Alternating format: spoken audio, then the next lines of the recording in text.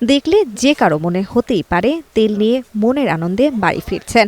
আসলে মন খারাপ করেই পরিবারের শাহপরাণ 2 লিটার তেল নিয়ে বাড়ি ফিরছেন, কারণ লিটারে 10 টাকা বেড়েছে তেলের দাম। এমন অসংখ্য মানুষের দীর্ঘশ্বাস, বিরক্তি আর ক্ষোভের কথা শোনা যাচ্ছে তেলের বাজারে। আমাদের প্রত্যেকটা জিনিসের আয়ের সাথে আমরা ব্যয় মিলাতে পারছি না।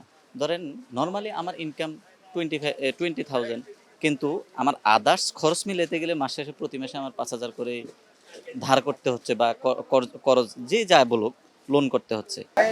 করার কি আছে, আমরা তো ক্রেতা, খাইতে হবে আমাদের। ঈদের আগেই সয়াবিন তেলের দাম ছিল বাড়তির দিকে। ছুটির পরেও বাজারে সেই ধারা অব্যাহত রয়েছে। তবে দরটা লাগাম ছাড়া হয়েছে গত কয়েকদিনের তুলনায়। 2 দিন আগেও যে তেল লিটার প্রতি ছিল 175 টাকা, আজ বিক্রি হচ্ছে 185 টাকায়। বাজারে বেড়েছে খোলা পাম তেলের দামও। সাম্প্রতিক সময়ে উল্লেখযোগ্যভাবে বেড়েছে ভোজ্য তেলের দাম। ইরানে ইসরায়েল ও যুক্তরাজ্যের হামলাকে কেন্দ্র করে মধ্যপ্রাচ্য জুড়ে যে অস্থিরতার সৃষ্টি হয়েছে তারই কিন্তু প্রভাব পড়েছে ইতিমধ্যে জ্বালানি তেলের বাজারে। জ্বালানি তেলের সংকটের কারণে কিন্তু পরিবহন মালিকরা ইতিমধ্যেই ভাড়া বাড়িয়েছে। এর প্রভাব পড়েছে দুটি পর্যায়ে, পাইকারি ও খুচরা তেলের দামে, যার ভুক্তভোগী হচ্ছেন সাধারণ মানুষ।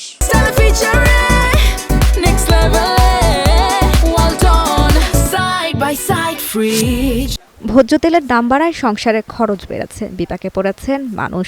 অপরিহার্য এই পণ্যটির দামে অস্থিরতা কাটছেই না। কখনো বিশ্ববাজারে দাম বাড়ার অজুহাত, কখনো যুদ্ধের প্রভাব। তবে অভিযোগ আছে সবকিছুই আসলে আমদানিকারকদের কারসাজি। এবার ডিলার শরীফেরা বলতে পারো, ডাইরেক্ট যারা ডিলার হেরা বলতে পারো তাহলে কি ক্রাইসিস, কি সমস্যা, কি এটা হেরা জান পলা চলে আনতে হবে, নাহলে তল দিব না।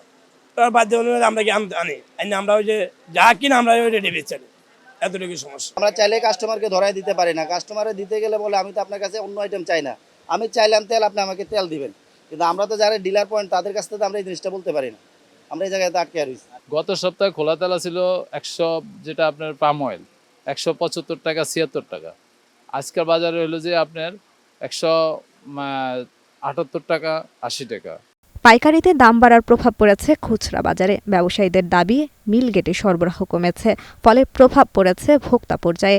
শুধু তাই নয়, কোম্পানির ডিলাররা সয়াবিন সরবরাহের ক্ষেত্রে খুচরা বিক্রেতাদের অন্য পণ্য নেওয়ার শর্ত জুড়ে দিচ্ছেন।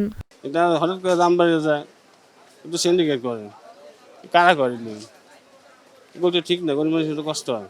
গত সপ্তাহের চেয়ে সবকিছুই বাড়তি, তাহলে এখন আমি কোনটা ছেড়ে কোনটা রাখবো আর কোনটা ছেড়ে কোনটা নিব না, এটা বলেন। নিত্য প্রয়োজন জিনিস, চিনি বলেন, তেল বলেন, ডাল বলেন, সবকিছুই তো বাড়তি। আমরা সাধারণ লোকের তো ইনকাম নাই, কিন্তু আমরা তো শুধু খরচ করি, এই জন্য আমাদের উপর তো অনেক প্রভাব পড়তেছে। এটাতে আমরা অনেক কষ্ট পাইতেছি। এই সংকট শুধু ভোজ্য তেলের নয়, মানুষের নিত্যদিনের সংগ্রামের গল্প। প্রতিটি পরিবারের বাজেট, রান্নাঘরের চুলা আর মানুষের ধৈর্যের ওপর চাপ তৈরি করেছে বাজার পরিস্থিতি। সঞ্চিতা প্রিয়, ওয়ান নিউজ, ঢাকা।